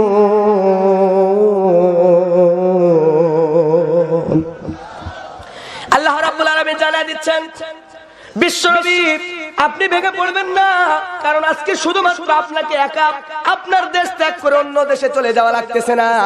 আপনার আগেও এই মুসা নবীর ঘটনা আর ফেরাউনের ঘটনা এই সূরার মাধ্যমে আল্লাহ জানায় দিচ্ছেন নবী গো আপনার আগে আমি আমার নবী মুসাকেও এরকম করে ফেরাউন বিনা দোষে নিজের দেশ ত্যাগ করতে বাধ্য করেছিল। আমার মুসলমান ভাইয়েরা এই ঘটনা আল্লাহ জানিয়ে দিচ্ছেন ফেরাউন তখন যখন মিশরের বাচ্চা হয়ে গেছে, ফেরাউন হয়ে গেছে, যাওয়ার পরে সে যখন আল্লাহ দাবি করবে নিজেকে, যেই দিনে আল্লাহ দাবি করবে তার আগের দিনে রাতের বেলা স্বপ্নে দেখতেছে তার সিংহাসনের পিছন দিকে কে যেন আগুন লাগায় দিয়েছে। তিনি সব জ্যোতিষীদেরকে ডাকলেন, ডাকে বললেন এটা কি কারণে বলো। ফেরাউনের কথা শুনে তারা বলতেছে আপনার এলাকায় এমন একজন শিশুর জন্ম হবে, যে শিশু যখন বড় হয়ে যাবে যাওয়ার পরে আপনার উপর অ্যাটাক করবে, করার পরে আপনার উপর অ্যাটাক করে আপনারে হত্যা করবে। এই কথা শোনার পরে ফেরাউনের মাথা খারাপ হয়ে গেল। ফেরাউন তখন চেয়ার হারানোর ভয়, হত্যা হওয়ার ভয় সঙ্গে সঙ্গে চিন্তা করলো ওই শিশুকে আর দুনিয়ার জমিনে আসতে দেওয়া যাবে না। জোরে বলেন নাউজুবিল্লাহ। রাখে আল্লাহ আমারে, কে কথা বলেন ঠিক কিনা। আল্লাহ নবী হযরত মুসা আলাইহিস সালামকে দুনিয়ায় কিভাবে পাঠালেন দেখেন। ফেরাউন ঘোষণা দিয়ে দিল যে সন্তান এখন জন্ম নেবে তারে হত্যা করো। এখনো জন্ম নেয়নি, আর একটা আইন তৈরি করলো আজকে থেকে কয়েকদিন ওই দেশে যেদিন স্বপ্ন দেখেছে সেদিন থেকে 3 দিন প্রায় ওই দেশে কোন যুবক যুবতীদের আর বিবাহ করেছে তাদের সহবাস হইতে দেওয়া যাবে না। জোরে বলেন নাউজুবিল্লাহ। ফেরাউনের বাড়িতে হযরত মুসা নবীর বাবা চাকরি করতেন। ফেরাউন যেই ঘরে আছে, যেই রুমের মধ্যে আছে, পাশের রুমে হযরত মুসা নবীর বাবার ডিউটি পড়লো। এমন সময় মুসা নবীর মা ফেরাউনের বাড়িতে চলে আসলো রাতের বেলা। ফেরাউন যেই রুমের মধ্যে আছে তার পাশের রুমে ফেরাউন মুসার বাবা আর মুসার মায়ের সহবাস হয়ে গেল। হওয়ার পরে ফেরাউনের পাশের ঘরে আল্লাহ রাব্বুল আলামিন মুসা নবীকে তার মায়ের গর্ভে দিয়ে দিলেন। জোরে বলেন আল্লাহু আকবার। মুসা নবী দুনিয়াতে আসলেন।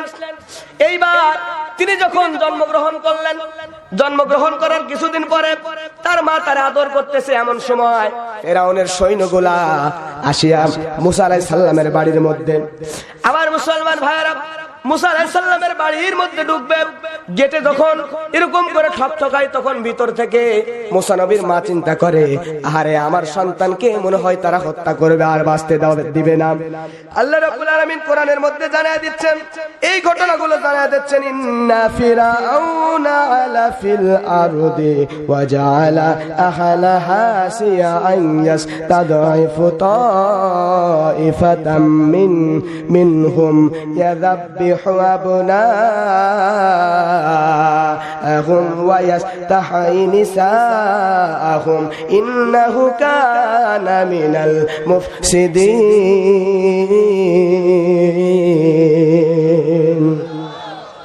আল্লাহ রাব্বুল আলামিন সমস্ত ঘটনা জানায় দিচ্ছেন। এইবার মুসা নবী যখন তার বাড়ির মধ্যে, মুসা নবীর বাড়ির মধ্যে ফেরাউনের সৈন্যরা ঢুকবে, মুসার মা চিন্তা করে আমার সন্তানকে কিভাবে বাঁচানো যায়। বুদ্ধি মাথার মধ্যে না আসার কারণে একটা কাপড় নিলেন। কাপড় নেওয়ার পরে শিশু নবী মুসা আলাইহিস সালামকে কাপড়ের মধ্যে পেঁচালেন। পেঁচানোর পরে বাড়ির মধ্যে একটা চুলা ছিল, এই চুলার খড়িগুলো উপরে তুললেন। তোলার পরে মুসা নবীর চুলার মধ্যে রাখলেন। রাখার পরে তার শরীরের উপরে খড়িগুলা সুন্দর করে বিছায়া দিলেন। বিছায়া দেওয়ার পরে মুসা নবীর মা চুলার ভিতরে খড়িতে আগুন জ্বালায়া দিলেন। দেওয়ার পরে দরজা খুলে দিলেন। ফেরাউনের সৈন্যরা বাড়ির মধ্যে ঢুকে গেল। ঢুকে যাওয়ার পরে ডানে বামে সামনে পিছনে সব জায়গা যখন তন্ন তন্ন করে সার্চ করলেন, খুঁজে নিলেন। খুঁজতে খুঁজতে খুঁজতে খুঁজতে অনেক সময় হয়ে গেল। হয়ে যাওয়ার পরে খুঁজে যখন পেল না, তখন জ্বলন্ত চুলার দিকে কিন্তু যায় নাই। ফেরাউনের সৈন্যরা বাড়ি থেকে বের হয়ে চলে গেল। মুসা নবীর মা চিন্তা করে আমার সন্তান মনে হয় আর দুনিয়ায় নাই, আমার সন্তান মনে হয় মরে গেছে। এই চিন্তা করিয়া কাঁদতে কাঁদতে চুলার কাছে চলে গেল। যাওয়ার পরে চুলার খড়িগুলো সরাই, আর জনম দুঃখিনী মা কাঁদতেছে কাঁদতেছে। সন্তান মাকে কম ভালোবাসে না বেশি ভালোবাসে? আমার মুসলমান ভাইয়েরা, বেশি দিনের ঘটনা নয়, এই কিছুদিন আগে আমি রাজশাহী মেডিকেল হাসপাতালে গেলাম। যাওয়ার পরে দেখতে পেলাম শীতের দিনে একটা মায়ের দুই হাত চলতে গেছে। মা এইরকম করে চেয়ারে বসে, সামনে একটা টেবিলের উপরে একটা শিশু বা ছোট্ট বাচ্চা কাপড় দিয়ে পেছানো। এই বাচ্চার দিকে তাকায় মা হাওমাও করে কাঁদতেছে। আমি তখন চিন্তা করলাম কি কারণে কাঁদতেছে। পার্শ্বে আমি নার্সকে দেখতে পেলাম। জিজ্ঞেস করি বোন, এই মা কেন কাঁদতেছে আর সামনে বাচ্চারা রাখা হয়েছে কি কারণে?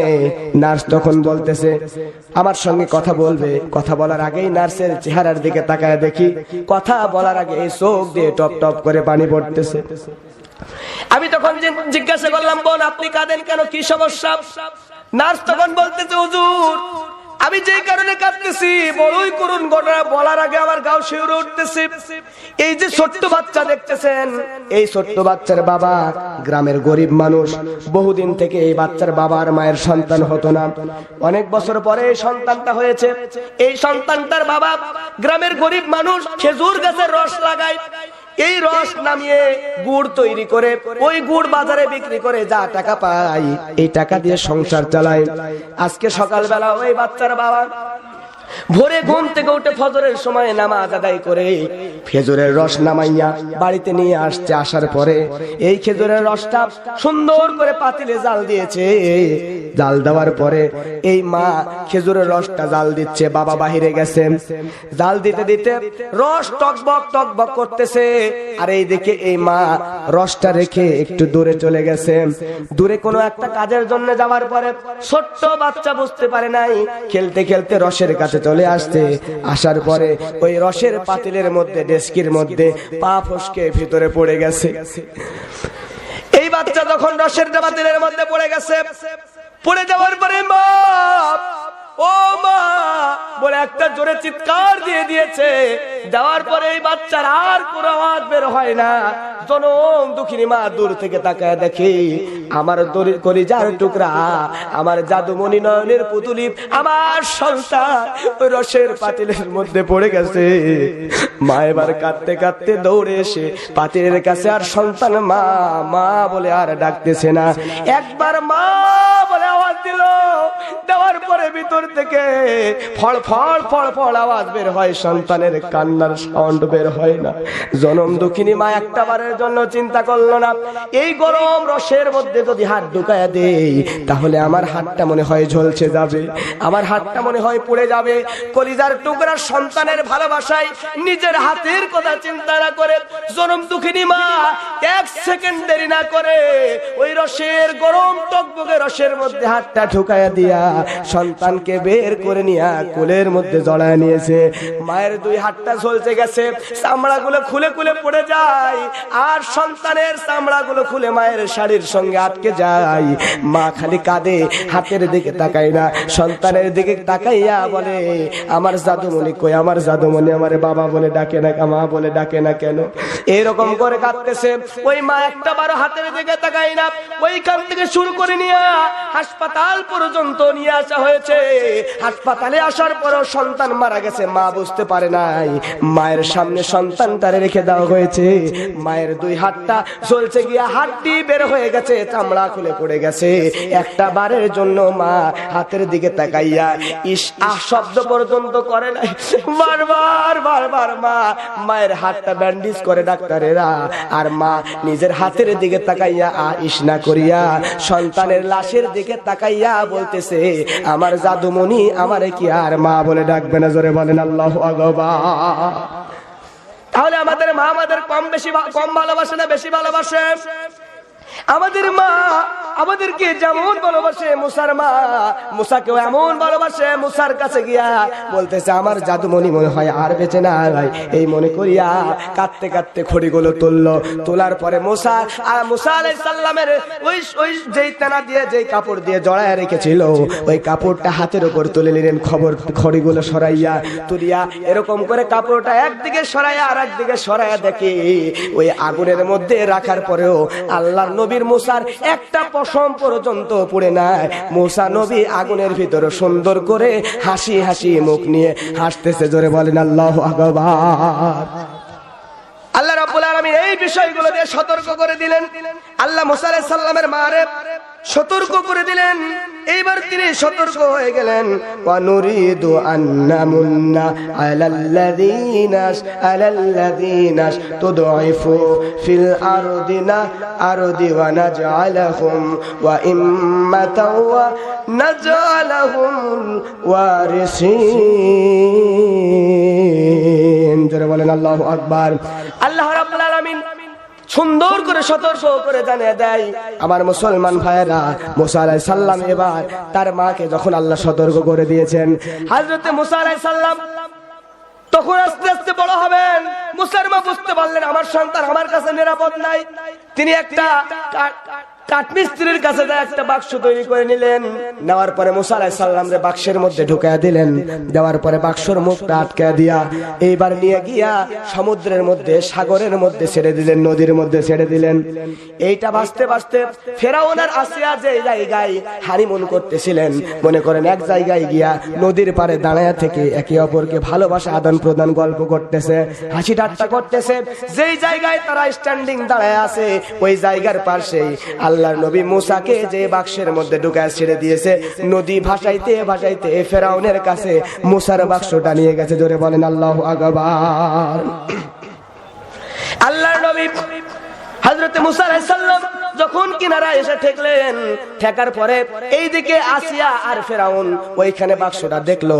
দেখার পরে ফেরাউন বাক্সটা হাতে নিয়ে নিল, নিয়ে বাক্স খুলে যাই বাক্সের মধ্যে দেখতেছে একটা ছোট্ট বাচ্চা। দেখার পরে ফেরাউন চাকু বের করেছে, মুসা আলাইহিস সালামকে হত্যা করবে। এইদিকে আসিয়া বলে, প্রাণের স্বামী গো, হত্যা করা যাবে না। আপনি হয়তো জানেন না, আপনার জ্যোতিষীরা বলেছে আপনাকে যে শিশু বাচ্চা হত্যা করবে সেই বাচ্চা আপনার রাজ্যে জন্মগ্রহণ করবে, আপনার এলাকায় জন্মগ্রহণ করবে। কিন্তু আপনি হয়তো জানেন না যে নদীটা দেখতেছেন এই নদী কিন্তু আমার রাজ্যের নদী না, এই নদী কিন্তু পাশের দেশ থেকে, অন্য রাজ্য থেকে এই নদীটা আস্তে আস্তে আমার দেশের ভিতর দিয়ে চলে গেছে। তার মানে এই শিশু সন্তানটা আমার রাজ্যের না, আপনার রাজ্যের কোনো প্রজার সন্তান না। এই সন্তানটা, এই সন্তান পাশের দেশের সন্তান, তারে হয়তো বাক্সের মধ্যে পাশের দেশে বাক্সে তুলে নদীতে ফেলে দিয়েছে। ওই নদীর মধ্যে অন্য দেশ থেকে আমাদের দেশের মধ্যে ঢুকে গেছে, এটা আপনারে হত্যা করবে না। চিৎকার দিয়ে বলেন আল্লাহু আকবার। ফেরাউনের মন একটু গলে গেল, আল্লাহ গলায় দিলেন। এইদিকে আসিয়া বলছে যে, প্রাণের স্বামী গো, দীর্ঘদিন আমাদের বিয়ে হয়েছে, আমাদের সন্তান হয় না। আপনি যদি চান এই সন্তানকে কিন্তু আমাদের সন্তান হিসেবে লালন পালন করতে পারি। আমার মুসলমান ভাইয়েরা, এই কথা শোনার পরে সঙ্গে সঙ্গে আমার ভাইয়েরা ফেরাউন তখন গলে গেল, মুসা আলাইহিস সালামকে লালন পালন শুরু করলেন। মুসা আলাইহিস সালাম যখন বড় হচ্ছে, বড় হইতে হইতে অনেক বড় যখন হয়ে গেল, হয়ে যাওয়ার পরে বিস্তারিত আপনাদেরকে জানাবো না, অনেকে হয়তো জানেন, আপনাদেরকে শুধু মেন ঘটনায় নিয়ে চলে যায়। মুসা আলাইহিস সালাম বড় হয়ে গেল। এখন এইদিকে মুসা আলাইহিস সালামের গোত্রের নাম, কওমের নাম হলো বানি ইসরাইল, আর ফেরাউনের কওমের নাম হলো কিরতি। এই কিরতি আর বানি ইসরাইলের মধ্যে একটা গন্ডগোল হয়ে গেল। গন্ডগোলের কারণ কি শুনতে চান নাকি? তখন মুসা আলাইহিস সালামের কওমের মধ্যে চাকুরির জন্য একটা বিষয় চলে আসলো, ওই এলাকায় সেনাবাহিনী নিযুক্ত করবেন, সেনাবাহিনী চাকুরি দিবে। এখন দেশে যদি মানুষ থাকে তাহলে সব মানুষেরা কিন্তু সেনাবাহিনী হওয়ার জন্য অ্যাপ্লাই করবে, দাঁড়াবে। জোরে বলেন ঠিক কিনা? এখন মুসার কওমের নাম বানি ইসরাইল, আর ফেরাউনের কওমের নাম হলো কীর্তি। এই কীর্তি আর বানি ইসরাইল দুই কওমের লোকেরাই সেনাবাহিনীতে দাঁড়ালো, কিন্তু নিজের দলের লোক হলো কীর্তি ফেরাউনের, আর বানি ইসরাইল নিজের দল না, বিরোধী দল। বুঝতে পারতেছেন? এখন নিজের দল না হওয়ার কারণে ফেরাউন 70,000-এর মতো চাকরি দিল, একজন বানি ইসরাইলকেও অন্য দল হওয়ার কারণে চাকরি দিল না, মুসার কম হওয়ার কারণে চাকরি দিল না, শুধুমাত্র নিজের কম কীর্তিদের মধ্যে থেকে 70,000-এর চাকরি দিল, নিজের দলের চাকরি দিল, কিন্তু অন্য দল হওয়ার কারণে বানি ইসরাইলকে চাকরি দিল না। তার মানে এই চাকরি না দেওয়ার কারণে বানি ইসরাইল আর কীর্তির মধ্যে একটা গন্ডগোল শুরু হয়ে গেল।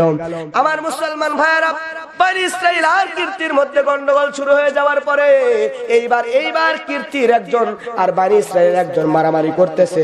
এমন সময় ওই দিক দিয়ে মুসা আলাইহিস সালাম যাচ্ছে। তাফসীরের মধ্যে সুন্দর করে বর্ণনা করছে, মুসা আলাইহিস সালামকে বানি ইসরাইল একজন বলতেছে, ও নবী মুসা, তুমি তো আমার কওমের লোক, তুমি একটা কাজ করো, তুমি আমার একটু হেল্প করো। মুসা আলাইহিস সালাম রেগে গেলেন, রেগে যায় এইবার কীর্তি ফেরাউনের দলের একটা লোককে জোরে করে একটা থাপ্পড় মেরে দিল।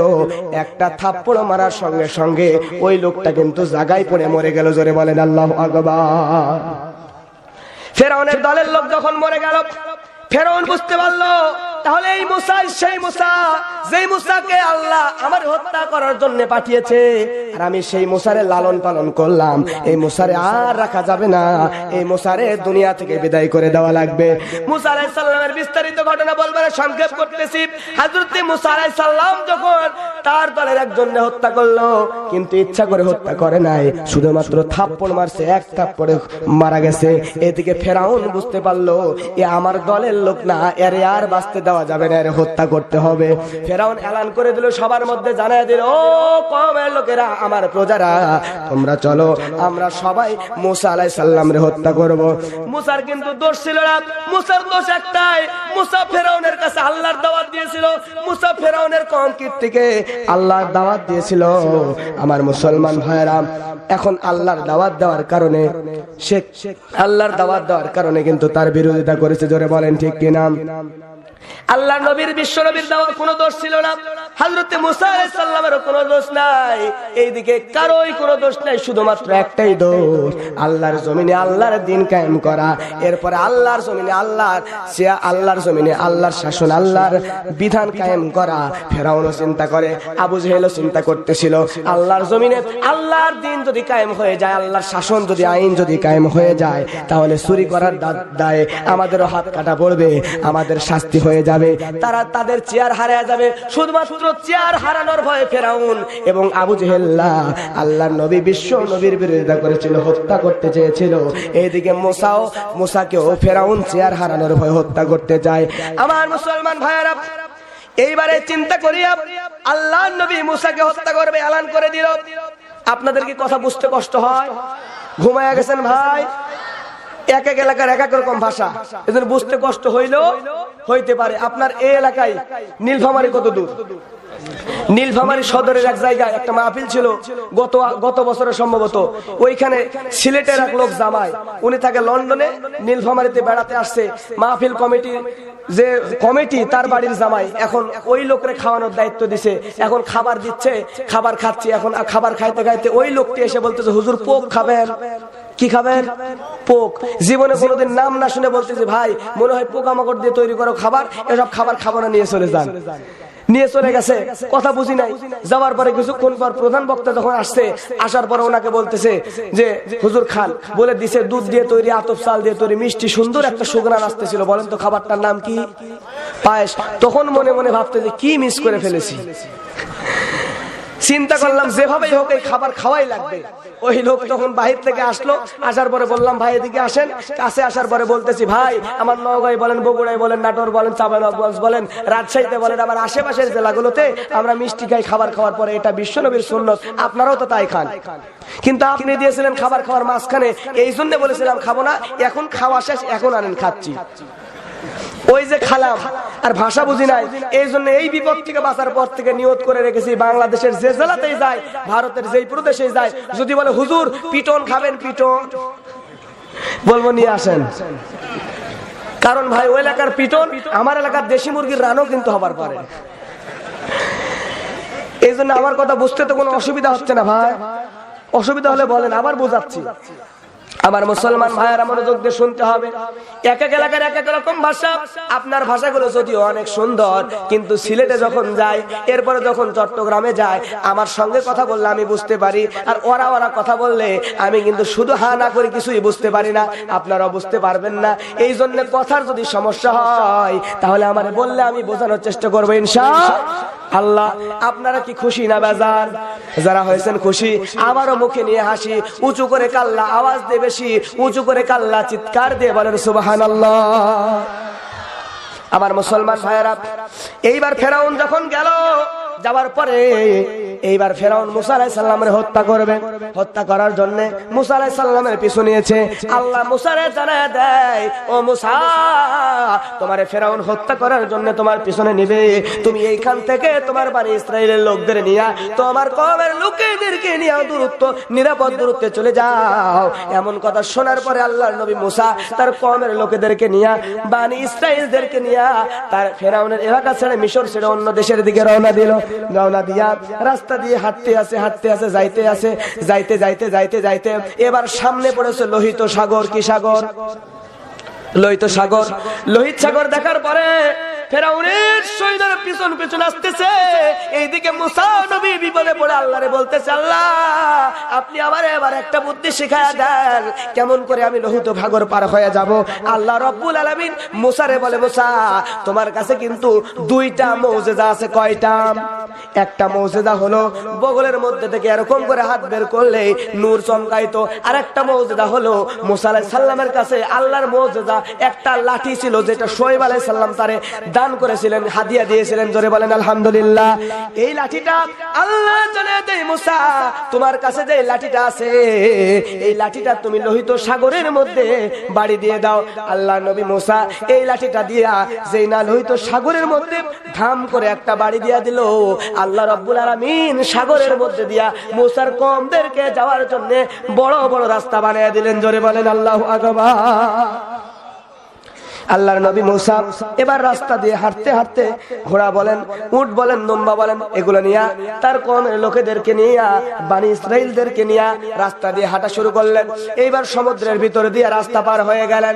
আল্লাহ নবী মুসা রাস্তা পার হয়ে যাবার পরে এইবার পিছন দিক দিয়া ফেরাউন তার সৈন্যদেরকে নিয়ে আসতেছে। আস্তে আস্তে ফেরাউন সঙ্গে সঙ্গে বলতেছে, আমার মুসলমান ভাইয়েরা, সঙ্গে সঙ্গে ফেরাউন বলতেছে, এইবার পিছন দিক দেখতে ফেরাউন সামনের দিকে তাকায় দেখে তার যে ঘোড়াগুলো ছিল সব ঘোড়া যেই না লোহিত সাগরের কিনারায়, অমনি আসিয়া ফেরাউনের ঘোড়াগুলা পায়ের ব্রেক মেরে দিয়েছে। জোরে বলেন আল্লাহু আকবার। একটা ঘোড়াও সামনের দিকে যাইতে চায় না। ফেরাউন মহা বিপদে, যতই ঠেলে পিছন দিকে আসে। ফেরাউন চিন্তা করে কি বুদ্ধি কি করা যায়। এখন বলেন তো, নারীর প্রতি পুরুষের আকর্ষণ আছে না নাই?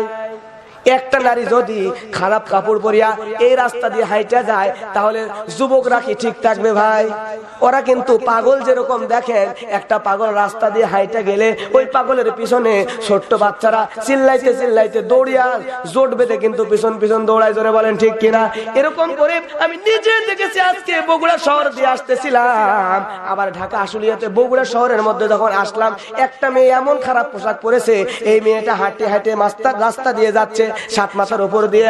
ওইদিকে দুই পারে যত দোকানদার ছিল, আমি কিন্তু মেয়েটার দিকে একবার তাকায় আর দ্বিতীয়বার তাকানোর সুযোগ পাই নাই। আমি দোকানদার গুলোর দিকে তাকায় দেখতেছি, যত দোকানদার আছে সবাই অন্য কাজ বাদ দিয়া ওই মহিলার দিকে এরকম করে একজন ঘাড় ঘোরায়, আবার আরেকজন ঘাড় ঘোরায়, আরেকজন যে দিক দিয়ে যায় সবাই অন্য কাজ বাদ দিয়ে মেয়ের দিকে তাকায় থাকে। তার মানে বোঝা যাচ্ছে মেয়েদের প্রতি পুরুষের আকর্ষণ আছে না নাই? আকর্ষণের কারণে সব কাজ বাদ দিয়ে ওই বেপরদা ভ্যা মেয়ের দিকে তাকায় আছে। কথা বলেন ঠিক কিনা? তাই বলে এরকম করে বেহায়া করিয়া মেয়েদেরকে বাইরে ছেড়ে দেওয়া যাবে নাকি? পর্দা করানোর দরকার আছে না নাই? আমার মুসলমান ভাইরা, এরকম করে ফেরাউনের মাথায় একটা বুদ্ধি চলে আসলো। বুদ্ধিটা হলো, হায়রে মেয়েদের প্রতি পুরুষের আকর্ষণ আছে, তার মানে আমার কাছে মেদি ঘোড়াও আছে, আবার পুরুষ ঘোড়াও আছে। এখন যদি মেদি ঘোড়ার সামনে দিই, তাহলে পুরুষ ঘোড়া পিছনে দৌড়াবে। কথা বলেন ঠিক কিনা? মেদি ঘোড়াগুলোকে বেছে বেছে ফেরাউন সামনের দিকে দিছে, যে ঠাস ঠাস করে পিছনে দেয় বাড়ি, আর মেদি ঘোড়া ওর মধ্যে দিয়া সামনের দিকে যেই দৌড় দেয়, পিছন দিকে সব পুরুষ ঘোড়া মেদি ঘোড়ার দিকে পিছন দিয়া দৌড় দিয়ে দেয়। জোরে বলেন আল্লাহু আকবার। আমার মুসলমান ভাইরা, এই আকর্ষণ দেখিয়া ফেরাউন সামনে মেদি ঘোড়া দিল, আর পিছনে পুরুষ ঘোড়া। মেদি ঘোড়ার সামনে দৌড় দেয়, আর পুরুষ ঘোড়া ফেরাউনরে নিয়ে পিছন পিছন দৌড় দেয়। দিতে দিতে ফেরাউন কিন্তু এবার লোহিত সাগরের মাঝখানে। লোহিত সাগরের মাঝখানে আসার পরে সঙ্গে সঙ্গে সামনের দিকে তাকায় দেখে, সামনের দিকে তাকায় দেখতেছে ওই পারে ফেরাউন মুসারে দেখা যায়। মুসা এবার আল্লাহর কাছে সাহায্য চায়। আল্লাহ কয়, মুসা তোমার কাছে যে লাঠি আছে, ওই লাঠি দিয়া আরেকবার তুমি বাড়ি দাও। মুসা এবার লোহিত সাগরের মাঝখান বরাবর আল্লাহর মুসারে শিখাইয়া দিল, আর একটা ধাম করে বাড়ি দেওয়ার সাথে সাথে দুই পারের পানিগুলা চাপা দিয়া পানিতে ডুবাইয়া ডুবাইয়া সুবাইয়া সুবাইয়া ফেরাউনকে মারলো। জোরে বলেন আল্লাহু আকবার। আমার মুসলমান ভাইরা, এতদিন কি ফেরাউন আল্লাহকে মেনেছে, আল্লাহকে ভয় করছে? কিন্তু যখন মরে যাচ্ছে, তখন ফেরাউন শুধু শুধু আল্লাহর কাছে কয়, আল্লাহ তুমি আমারে বাঁচায়া দাও, তোমার নবী মূসা তুমি হলো আল্লাহ, তুমি রব, আমি রব না, আমি আল্লাহ না, তোমার প্রতি ঈমান আনলাম, তোমার নবী মূসার প্রতি, মূসাকে নবী বলে মেনে নিলাম, তুমি আমারে বাঁচায়া দাও। আল্লাহ কয়, সময় থাকতে তুই আমার কাছে সহযোগিতা চাস নাই, এই জন্য আজকের সময় চলে গেছে, আজকে আর আমি আল্লাহ তোমারে, তুই ফেরাউনরে মাফ করব না। এই জন্য লোহিত সাগরের মধ্যে ডুবায়া ডুবায়া সুবায়া সুবায়া ফেরাউনরে মেরেছিল আমার আল্লাহ। চিৎকার দিয়ে বলেন সুবহানাল্লাহ। ছোট্ট একটা এক্সাম্পল দিব, দিয়ে শেষ করব, তারপরে প্রধান অতিথি বক্তব্য দিবে, তারপরে মোনাজাত হয়ে যাবে। থাকবেন না চলে যাবেন? চলে যাবেন।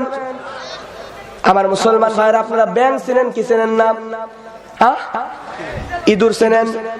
ব্যাং আর ইঁদুরের বন্ধুত্ব। এই ব্যাং আর ইঁদুর যখন বন্ধুত্ব করে, এই দুইজন, এখন ব্যাঙের মধ্যে আছে হিংসা, আর ইঁদুর সরল। ইঁদুরকে ব্যাং বলতেছে, ভাই তুমি একটা কাজ করো। কাজটা হলো, ইঁদুর ব্যাংকে দাওয়াত দিছে, দিয়া ব্যাংকে বাড়িতে নিয়ে গেছে, যে খাওয়াইছে। খাওয়ানোর পরে এইবার ব্যাং বলতেছে, ভাই ইঁদুর আমার বাড়িতে হলো পুকুরে, তুমি একটু আসো, পুকুরের মধ্যে ঘুরে ঘুরে শৈবাল গুলো তোমারে দেখাবো। বলিয়া ব্যাং যখন ইঁদুরকে দাওয়াত দিছে, ইঁদুর চলে আসছে ব্যাঙের বাড়ি পুকুরে। আসার পরে ইঁদুর তখন পুকুর দেখে ভিতরে নামার সাহস পায় না। ব্যাং বলে, ভাই ভিতরে আসো। তখন বলে, না গেলে তো ডুবে যাবো।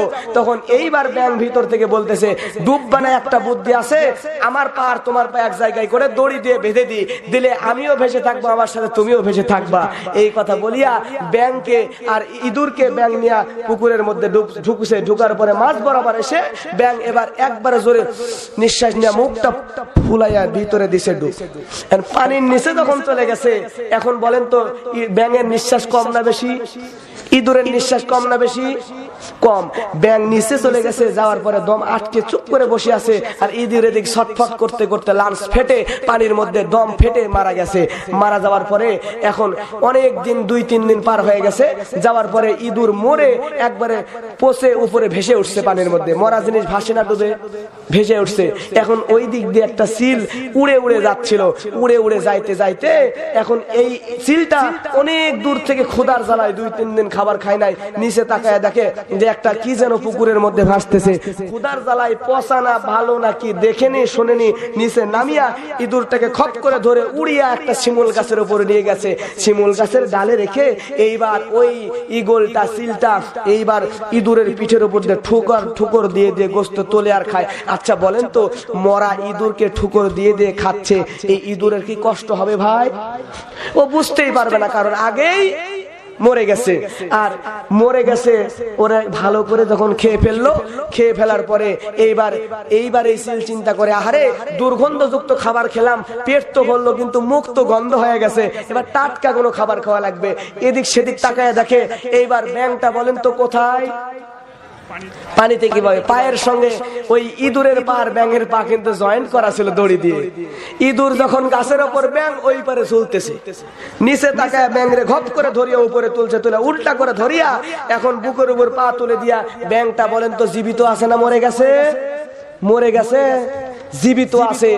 এইবার ওই ব্যাঙের মুখটা ভালো করার জন্য, দুর্গন্ধ সরানোর জন্য ব্যাঙের পেটের মধ্যে জোরে জোরে ঠোকর দেয়, ঠোক দিয়ে দিয়ে কলিজা যকৃত সব বের করে ছিঁড়ে ছিঁড়ে খায়। এইবার ব্যাঙ চিল্লায় আর বলে, ও সিল ভাই, তুমি আমারে মাফ করে দাও, আর জীবন থাকতে কোনোদিন ইঁদুরকে পুকুরে আনিয়া এইভাবে কষ্ট দিয়ে মারবো না। এখন সিল পরে খাচ্ছে, সিল কি ব্যাঙের কথা শুনবে? আচ্ছা বলেন তো, ইঁদুর মরে গেছে, সিল যখন খাইছে ইঁদুরের কষ্ট হয়েছে? কষ্ট হয় নাই। কিন্তু ব্যাঙ তো জীবিত, ওর যখন কলিজা ছিঁড়ে ছিঁড়ে খায় তখন কষ্ট কম না বেশি? এই জন্য আজকে দুনিয়ার আপনাদেরকে বলি, যারা আজকে অন্যায়ের প্রতি, আজকে যারা নির্যাতন, অন্যায়কে আমরা যারা প্রশ্রয় দিয়েছি, দুর্বলের প্রতি যারা নির্যাতন করি, আজকে যারা ইসলামের বিরুদ্ধে কাজ করি, আজকে যারা কোরআনের বিরুদ্ধে কাজ করি, আলেমদেরকে কষ্ট দিই, আজকে ইসলাম বিরোধী কাজ করার কারণে আজকে আমি বিশাল কিছু হয়ে গেছি। কিন্তু যখন মরে যাব, মরে যাওয়ার কাছে আল্লাহর কাছে তওবা করবেন, মরে যাওয়ার সময় তখন আল্লাহ বলবে না তোর তওবা কিন্তু কবুল হবে না, তোর তওবা কিন্তু কবুল হবে না। এই জন্য পায়ে হাত দিয়ে বলি, আজকে আমার আপনি ভাই, আপনার আমি ভাই, আমরা সবাই মুসলমান, আমাদের কাজ হবে ইসলামকে রক্ষা করা, কোরআনকে রক্ষা করা, কোরআনের পক্ষে আমাদেরকে থাকা। জোরে বলেন ঠিক কিনা? কারণ আপনাকে যখন আমি মরে গেছি আমার উপর নির্যাতন করেন, আমার কষ্ট হবে না, কিন্তু আপনি জীবিত অবস্থায় আল্লাহ যখন আপনার উপর অ্যাকশন নেবে, আপনার কষ্ট কিন্তু কম হবে না, দ্বিগুণ বেড়ে যাবে। জোরে বলেন ঠিক কিনা? এই জন্য সময় থাকতে আমি আপনি সবাইকে সাবধান হওয়ার দরকার আছে না নাই?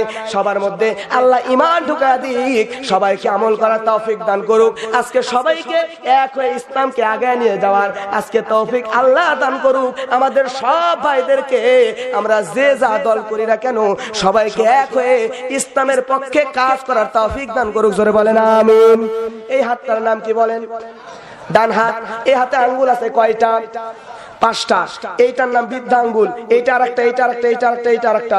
যদি কাউকে মনে করেন যে ভালো লাগে দেখে, সাপোজ ওনাকে দেখে ভালো লাগতেছে, ওনাকে আমি লাইক করলাম এই আঙ্গুল দিয়ে। জোরে বলেন ঠিক কিনা? এরপরে যদি কাউকে ওয়ার্নিং দেওয়া হয় তখন বলে এই শেষ করে দেবো রে, এই আঙ্গুল দিয়ে। কথা বলেন ঠিক কিনা? এরপরে দেখবেন স্কুল কলেজের ভার্সিটির ছেলে মেয়েরা যখন ভালো রেজাল্ট করে তখন এই 2 আঙ্গুল দিয়ে তাদের সফলতা তা ভালো করে মানুষদেরকে বোঝায় দেয়। জোরে বলেন ঠিক কিনা? এরপরে কারো উপর কাউকে ভালো না লাগলে, কারো ক্রিটিসাইজ করতে চাইলে তখন কিনি আঙ্গুল দিয়ে ক্রিটিসাইজ করে। জোরে বলেন ঠিক কিনা? কিন্তু মানুষেরা আমরা যখন ভাত খাই তখন এই সব আঙ্গুলগুলা একত্রিত করিয়া ভাত নিয়ে কিন্তু মুখে দিয়ে খাই। জোরে বলেন ঠিক কিনা? তেমন করে এক এক আঙ্গুলের এক এক কাজ হতে পারে। আমরা আওয়ামী লীগ করতে পারি, বিএনপি করতে পারি, জামাত ইসলাম করতে পারি, জাতীয় পার্টি করতে পারি, জাসদ বাসদ যে কোনো দল করতে পারি, কিন্তু আমরা মুসলমান। আমাদের মধ্যে ঈমান যদি থাকে তাহলে যে যেই দল করি না কেন, কিন্তু আমাদের কোরআনের বিরুদ্ধে যখন আঘাত করবে, আল্লাহ কিনে নবী কিনে কুটুক্তি করলে, আপনি যেই দল করেন না কেন